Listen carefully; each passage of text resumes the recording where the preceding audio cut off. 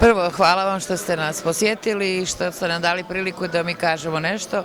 Ja sam Zorica Vasiljević, iz Kotora sam. Moje su to u stvari domaći proizvodi. Zova je logo i naziv firme, to je skraćenica od Zorica Vasiljević. Proizvodim domaće, isključivo na bazi bilja i domaćih ovih prerađevina u vidu agruma, domaće lozove rakije, znači likere, domaće maslinovo ulje, džemove, kreme, sapune. Šta vam najbolje prolazi?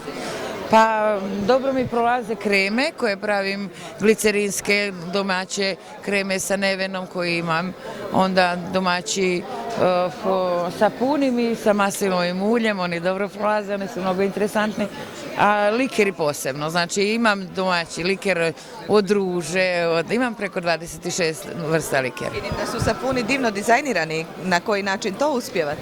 Pa vjerujte, to je baš i zahtjeva dosta, zahtjeva dosta, znači mora jedna boja da stavi pa da se sačeka, pa druga, pa onda i onda glavna ona koja pokriva, vidjeli ste da su mnogo interesantne, to su...